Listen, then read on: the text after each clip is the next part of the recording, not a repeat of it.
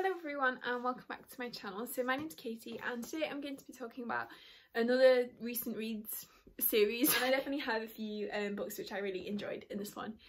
So I'm excited to gush about them, and yeah, so let's just get started. So the first book I read was The Beautiful Ones by Sylvia Moreno Garcia, and I love this one so much. I gave it like 4.5 stars but kind of rounded, no, 4.75 stars but kind of rounded up to 5 because I feel like it just wasn't quite 5 stars, but it was definitely very close. And yeah, it's a historical sort of romance with a tiny bit of fantasy, but it's definitely more like romance heavy. So we're following three kind of main characters, Hector, Nina and Valerie. And Nina is essentially this kind of new socialite. She's new, like it's her kind of debut season, and I love Nina as a character. She's one of my new favourite like female protagonists. I love her so much. She's so sweet and kind of is not afraid to like speak her mind, and I don't know, I just loved her so much as a character, and like her little obsession with like insects and bugs, and oh, it was so cute. I loved her as a character so much, and she's very kind of, yeah, like upbeat almost, and she doesn't kind of let the world get her down. I don't know, so I really liked her. And then Hector, who is this kind of magician, he like performs, and he has been in love since his childhood with this character called Valerie. So but Valerie, like 10 years ago, whatever, like when he was away, like trying to earn money so they could be together, she like married this rich dude who is actually Nina's cousin, I think. Yeah, so Hector is now back in town and he's trying to get back in with like Valerie's good graces. But so to do that, he goes through Nina. So he kind of ends up courting Nina so he can try and spend time with Valerie, because Nina is staying with Valerie and Valerie's husband, who is Nina's cousin, called Gatan. I'm not quite sure how you pronounce it, but because I think the book, I don't know if it's actually set in France, but it feels very French, or kind of that like Austrian type, that area of Europe. I should really know my, I nearly said anatomy then, I should know my geography better. But yeah, it definitely felt very kind of French. We also followed Valerie's POV as well. But then yeah, Hector and Nina, yeah, they're, oh, I just love their relationship so much. Like from that very first scene where they first start interacting, oh, it is so good. And then the drama, because like Nina's falling in love with Hector, but then Hector still like likes Valerie, but you don't know why he likes Valerie, because honestly Valerie's like so, I hated her as a character. I mean, I know I always try and have sympathy for like female characters, but Valerie was just a bitch. Yeah, and then like, oh, just the drama. But yeah, Hector and Nina are a new favourite couple for sure. Like I love the whole thing, and the writing is so like well written, and just some of the lines with like the romantic angst is so good, and it just felt like so classic. It was kind of like almost like reading Jane Austen type drama, and the whole thing with like Hector, because he's a magician, so he's not like a noble, so like the beautiful ones are kind of the like nobles, and just, oh, I loved it. And I actually really like one of Hector's friends, I think he's called Etienne. I thought he was a really good character. I wish we kind of had a spin-off about him, because I feel like he would be very interesting to follow. But even though in the book his role is mainly just so he can have conversations with Hector about whatever emotional drama Hector's going through at that time. But I really like their friendship. But yeah, Hector and Nina, just, oh, I love them so much. And the drama does kind of escalate, especially in the second half, and there's like this duel, and it gets very dramatic. But yeah, I really liked it. Would definitely highly recommend. Yeah, so that's that one. Oh, and there's a bit of a storyline as well with the magic. So Nina can like move things kind of like telekinetically, and Hector can also do that. So he also kind of mentors her a little bit in that skill. So that's a little bit of extra kind of plot, but it wasn't a huge plot really. So then I read Ace of Spades, which has kind of been everywhere recently. And I know, well, so I think what inspired me to read it was I was watching the new, because I mean I've always planned on reading it, but what made me like want to read it there and then was I was watching the new Gossip Girl, and I was really in the mood for that sort of privileged like school drama type thing, so I thought I would read it.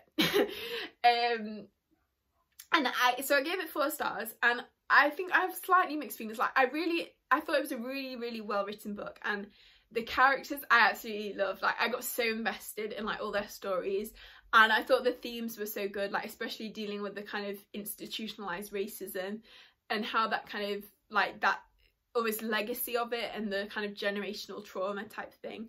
I thought that was explored really well. I feel like where I didn't like the book so much was the thriller element of it, and that's totally on me. It's not the book, it's me as a reader. I just don't like thrillers and I feel like I was slightly let down by some of the kind of thriller and mystery elements to it. But to be honest, I've never read a thriller where I haven't been let down, so don't let that put you off the book at all, really. But I feel like it's just the kind of, I thought the build-up was so good, but then when it got revealed it was like, oh, I don't know how to explain it. But so I think the last bit of the book I didn't like as much, because I just feel like it was like building this tension and suddenly it was like there. Even though the stakes almost got higher, it just didn't have quite that same like feeling of worry for the characters. I don't really know how to explain it. And also, yeah, I wasn't the biggest fan of the twist. I thought it made sense, and it was, I think it definitely highlighted the issues that the book was trying to tackle. But so it's not a criticism of the book, because I think that is what the author was trying to intend to do, and almost highlight that issue in real life, because it is a big issue. But I feel like for the sense of mystery and entertainment as a reader, it wasn't quite as satisfying as it could have been. I don't know if that really makes sense. And also there was a few things which were, I mean, the whole book was far-fetched because it's like that kind of Gossip Girl type drama. But there was just a couple of things which bugged me a little bit. So like one of the characters, Jamie, I didn't really like him, but something that's revealed in the twist, it means that he's kind of, I don't, okay, so just skip ahead like a minute if you haven't read it. But I just can't believe that he could fake being like really close best friends for 3 years while secretly hating. I just like, and not even, so it's not even on Jamie, but Chiamaka, surely she would have noticed something. I don't know, I just feel like you can't fake being that close friends with someone for so long. Like it was a little bit strange to me. But I don't really know how I felt about that. I just sort of wanted it to be like one, well, not even one, it could have been like a group of people, but like just the fact there was a whole school, I don't know, it just felt a little bit weird. But I understand why it was done, because it was kind of to like highlight that the institutionalized racism. So I think that was probably the author's intent, and I think it was well executed, but it just wasn't, I don't know, but it's probably me just not liking thrillers.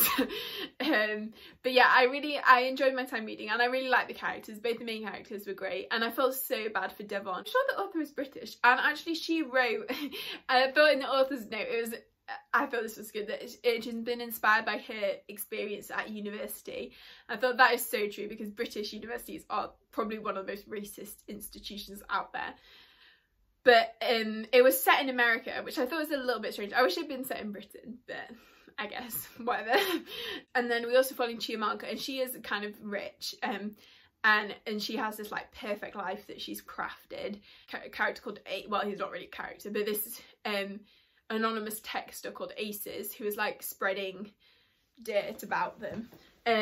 Well, yeah, I kind of like Gossip Girl, although it didn't really give it reminded me more of like Pretty Little Liars type thing rather than Gossip Girl, with like the kind of A type thing, because I feel like the way Aces was like, it was only really targeting like Chiamaka and Devon, so it didn't feel kind of like Gossip Girl where it was like this gossip around school. It was more like the targeted attacks of like A from Pretty Little Liars, so that's more what it felt like. Anyway, I like that kind of element to it. Yeah, and then I read The Bone Ship's Wake, which I gave 4 stars to, and I really enjoyed this one. This is the final book in the like Tide Child series, so it's that series, and I really like the final one. I love the main character, Joron. He's like, he reminds me a bit of Kaladin. He's like this grumpy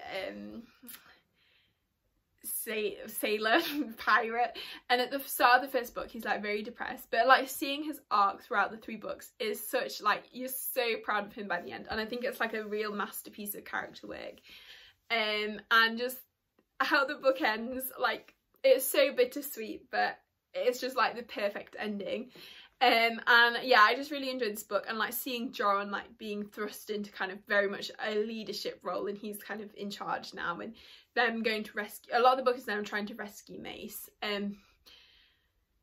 So yeah, and there's a lot of like ship battles and naval battles, I don't know what they're called, which were enjoyable and more rich. And there was a section of the book which I really liked actually, where it's the ship kind of goes into this like fog, and I love that kind of setting where it's like foggy and like you don't know what kind of horrors are waiting in the fog, and I thought that was I enjoyed that bit of the book. I mean, I enjoyed the whole book, but that bit in particular I really liked. Really liked how almost like full circle the book was, like the epilogue. I love the epilogue. That I liked how it sort of almost circled back. I don't know, I liked it.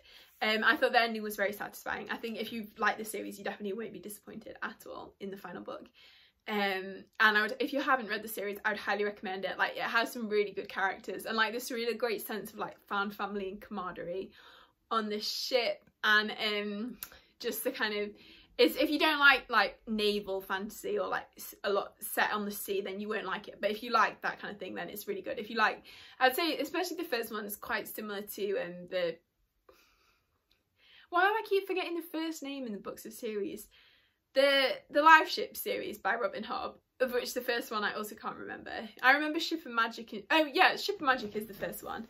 And then the Mad Ship and Ship of Destiny. But yeah, so if you like those, you definitely like it. And there's this also the character, my favourite character, the Gullamain. Oh, I love the character.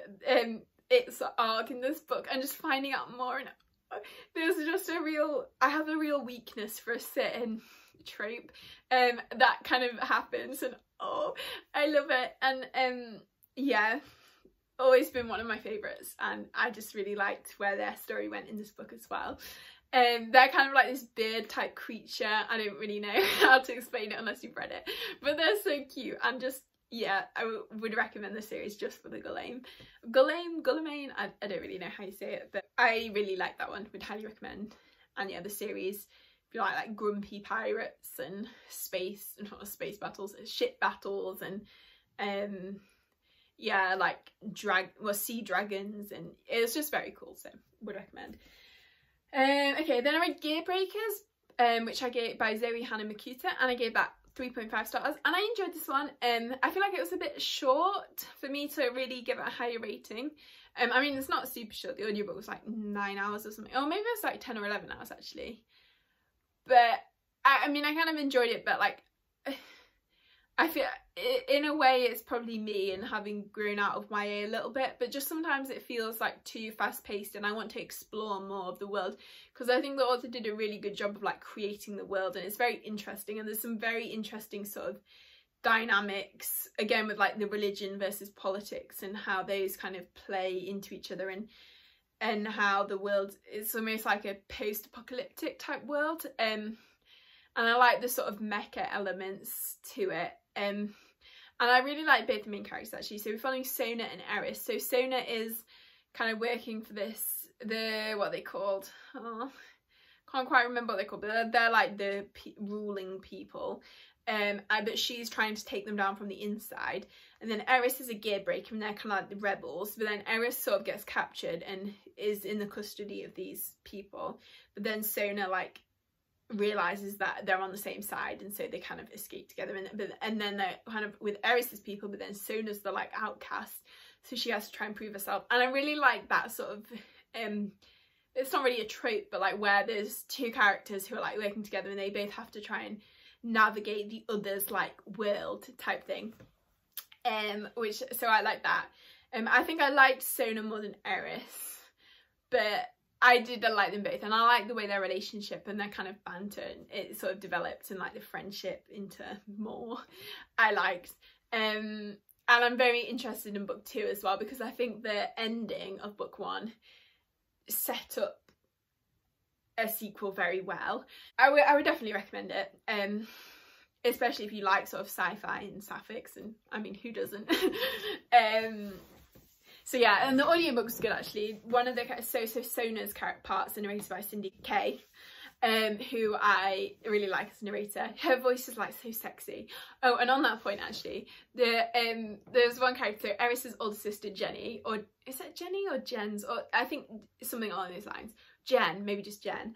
I loved her. She was like that slightly older character, who was like, I just thought her kind of, we didn't get her POV, but her sort of the perspective she added was very interesting, because she's kind of almost taken charge of the rebels, but she is not the leader, but the leader has very kind of, the leader's kind of like an old man or old person, and she's sort of this kind of new up and coming like spirit, but she's very kind of ruthless at the same time, and so she's almost trying to take over the organization. So I just thought that was interesting, or Gear Breakers, because they're the rebels. But yeah, so I enjoyed that one, although it wasn't like a new favourite or anything. Okay, and then I read some good sapphic books in this one actually. And then the next one was The Hollow Heart, which is 4.5 stars, probably rounded up to 5 because I just loved it. So this is the sequel to The Midnight Light, although actually I think I did like The Midnight Light slightly more, but oh, I don't know, because like looking back on The Hollow Heart, I really enjoyed it. But anyway, so this one is very much more Sid's book. So the first one is Nirim's book. So in The Midnight Light, basically following Nirim, who is this character, and she lives on this island. I think it's Hera is the island, yeah. And so in this island is very segregated. So they have these like high kith and then half kith, and so the half kith are like kept separate, and they're kind of very much looked down upon by society, and then the high kith are like these royals, nobles even, who kind of have this almost like magical lifestyle, like it's very flamboyant. It reminds me of the what is it, like District 1, or like the capital from the Hunger Games.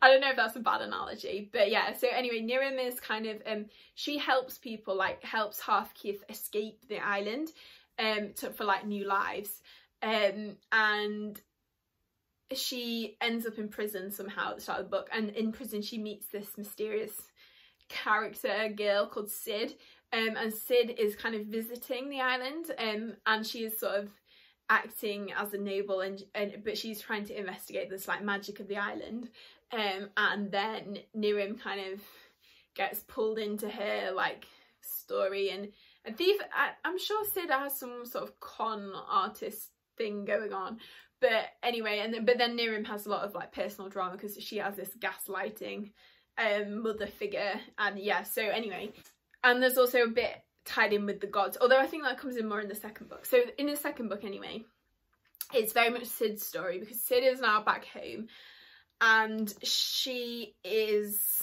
so Sid is I guess if you haven't read The Midnight Lie, this is maybe a slight spoiler, but Sid is basically a princess, and so she's trying to live up to her sort of duty and role, but what her parents want, and so she is living in the shadow of her parents, but what her parents want is maybe not what she wants, but then she sort of almost hasn't like communicated properly to her parents what she wants, because they are both kind of loving people and they would understand. So I feel like there's a lot of the book is the kind of relationship between Sid and her parents and unpacking that, and I thought that was really good, and I really liked that. And also Sid's kind of relationship with her own identity, and kind of both, because I don't think the word is actually used, but it's very obvious that she's a lesbian, and that kind of attraction, like the kind of dealing with the fact that she's not attracted to men, I thought was very well explored, even though that's kind of what her parents want for her, but that's not what she wants for herself. But then her parents also want what's best for her, but she has to work out how to kind of communicate that. So yeah, I thought that was very interesting. And also Sid's kind of gender identity, because it's not super explored, but I feel like she does sort of have a bit of kind of exploration there as well, especially her gender identity within the context of the world. I thought it was very interesting. And also, yeah, I obviously, if you've read the books, then I don't know. I feel like for the Midnight Light, you could easily read it without having read the first Winter's Curse trilogy, but I feel like to get the most out of The Hollow Heart, it does help to have read them, because the characters from that series do play a bigger role in The Hollow Heart, which I won't say more than that, but it's good. And then well, at the same time, Miriam is then on a downward spiral. She's given up her compassion or something to a trickster god, so, and she's kind of become this almost like ruthless leader, and then yeah, so her arc is also quite interesting. It's kind of almost like an Azula type arc, but I really liked how everything kind of wrapped up and came together. But yeah, I just really enjoyed it. Like the atmosphere, and Marie Ratowski's writing is so good. Like it's so kind of lush and like lyrical, and she just creates this like stunning environment. I don't know, and like the yearning, the sapphic yearning is just, oh, it's so good, because actually Sid and Miriam spend a lot of the book kind of separated, but just that yearning is so good. Oh, so yeah, I really enjoyed it, as you can probably tell by all the gushing. Would highly recommend. And then I also read The Last Graduate, which is the sequel to A Deadly Education by Naomi Novik. And I gave this one 4.5 stars. So I don't think I enjoyed it quite as much as The Deadly Education, but I still really enjoyed it. Elle is a main character. I think she's very like Marmitey, like you love her or you hate her. But if you loved her in A Deadly Education, then you'll still love her in book 2, because she's just so, I don't know, she's so like sarcastic and like witty, and in this book she's very much kind of like reluctant hero, so it's like that kind of grumpy character with like a heart of gold. And I just really liked it, and I love her and Orion. Orion is the funniest character. I love him so much. He's like this massive himbo. And yeah, I just loved them working together in this book, but also Orion's just this like little naive puppy. But I also like finding out more about him in this book and why he kind of is the way he is, because Elle and Orion are both very much like magical prodigies, like they have so much power, and so in this one they're kind of figuring out almost how to beat the Scholomance. So the Scholomance is like this deadly school, and there's like monsters trying to kill the kids all the time. And they decide that they want to kind of put a stop to this like legacy of the Scholomance and like end kids being murdered. So yeah, it's kind of about that. And I really liked how this sort of teaming up and like Elle learning to sort of, that kind of reluctant hero type thing, she's like gradually saving more and more people, and I just really liked it. And it's, but yeah, especially towards the end, how everything sort of, that element to the plot and the kind of, and not just Elle but the other characters as well, especially the people who are part of this, so these like enclaves, which like the magic, they have more almost like privileged magic, and they've never really had to struggle or like worrying about surviving in the Scholomance, but they're kind of enclave people like realizing that they have to work together to kind of save everyone. And I don't know, I really liked it, and it's just, they're just really fun. Like they're not mind-blowing or like super what's the word, philosophical, but they're just really fun books, and the characters are great, and you just have a good time while reading. And the cliffhanger, oh my gosh, yeah. So yeah, I really enjoyed that one. And then I read Vespertine by Margaret Rogerson, and I really like Margaret Rogerson's other books. I've read Sorcery of Thorns and An Enchantment of Ravens, and I thought, so this one is kind of hard because I loved everything about the book except from the main character, who was an absolute wet dish of a character. She literally had the personality of a cardboard box. Like, I just did not like her.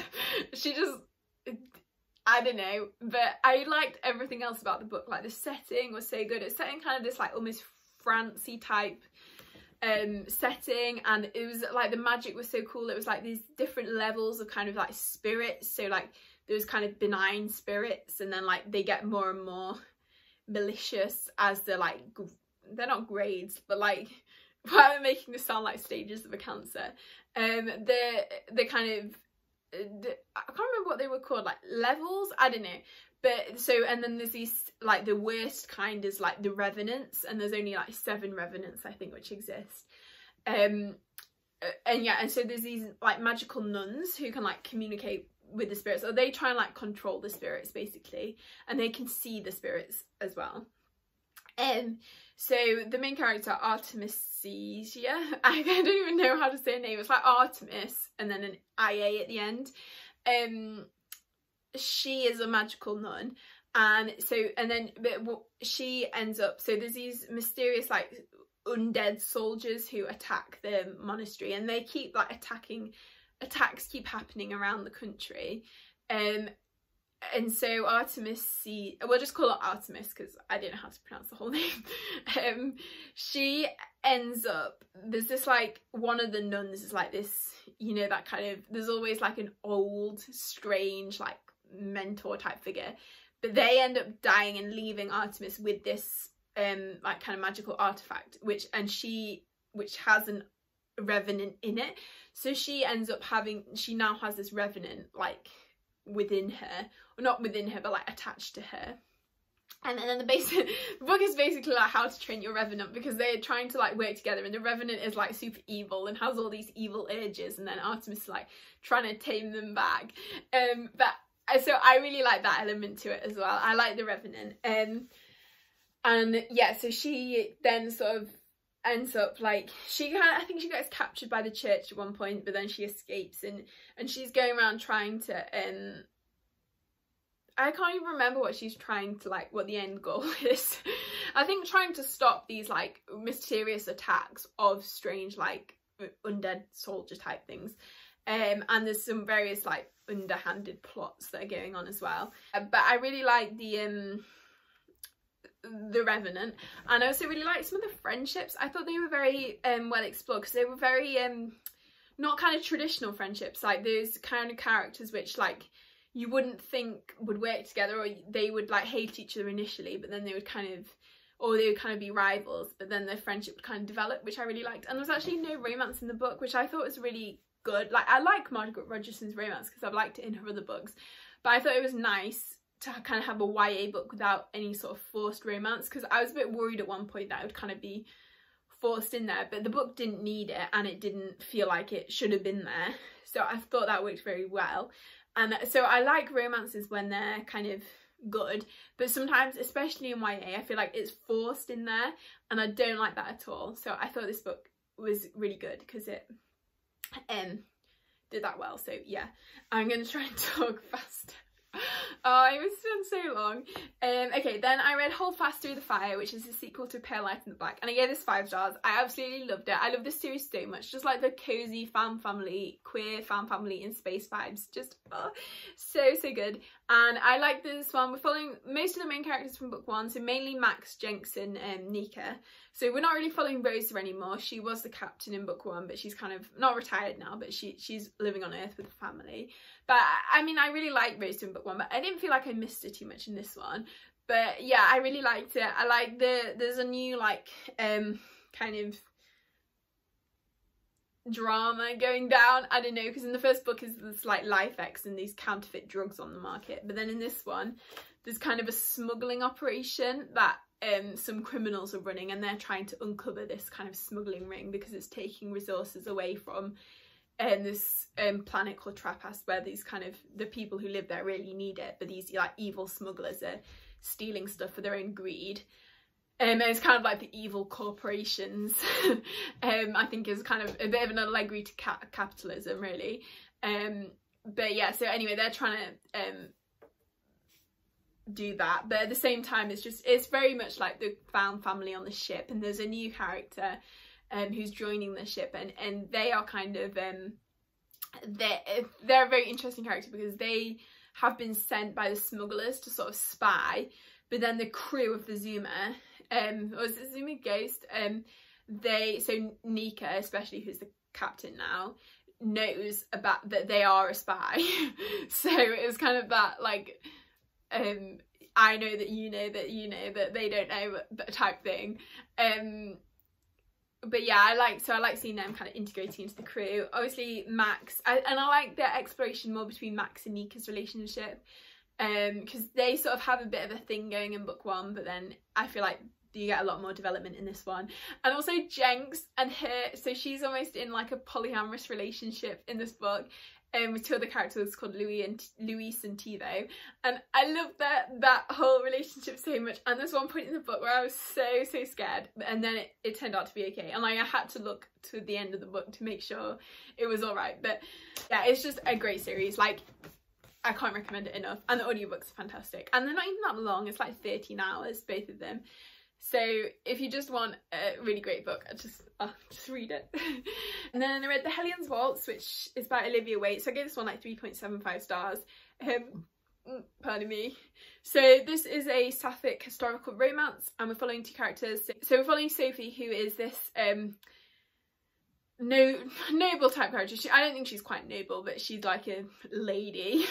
And her family have recently been conned by this like con man out of a load of money and like pianos. So her family is like, they make pianos, and Sophie is like a piano teacher. And then so they've moved to this new town, but in the new town there's this character called Madeline, or Maddie, and she is trying to run a con in the town by like, for these fabric making thing, but Sophie like cottons on that's what she's trying to do. So then she is like investigating Maddie, but then they end up like coming together, and it's really a romance. So so I really enjoyed it. It was a lot of fun, and I've been on a historical romance kick, so yeah, and I like the dynamic where one of the characters is like a criminal type thing, and yeah, so I just really like it. And then I also read Adam 2, which is a middle grade, and it's by Alistair Christie? Yeah. And so he's the author of Orion Lost, which I really liked, and I really liked Adam 2 as well. I don't think I liked it quite as much as Orion Lost, but I still really enjoyed it, and I think it's a really great book for a middle grade audience especially, and I think it's a very good introduction to sci-fi as a genre, and it deals with a lot of themes that come up a lot in sci-fi, especially around kind of AIs and AI sort of sentience, and not rights exactly, but like how you treat them as people type thing. And it is very much a sort of thing about getting on with people who are different from you. I thought it was very cool that in a middle grade, one of the main characters is non-binary and uses neo pronouns, which I thought was cool.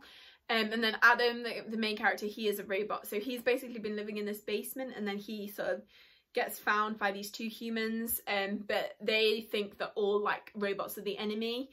But Adam I think convinces them, or they are convinced by Adam, to let him come into their camp, and then he is trying to work for peace, and so he wants the humans to kind of communicate with the robots and maybe like get a ceasefire. So I thought that was really good, and I really liked all the themes, and it's a lot of fun, as all middle grades are. So yeah, I would definitely recommend that one as well. So that is everything I'm going to talk about today. I hope you all enjoyed the video, and let me know in the comments the book you've read recently, whether you enjoyed it, you thought it was okay, you hated it. I would really love to know. Yeah, and if you enjoyed the video, please give it a like and consider subscribing if you haven't already, and I hope you're all having a really great day, and I'll see you next time.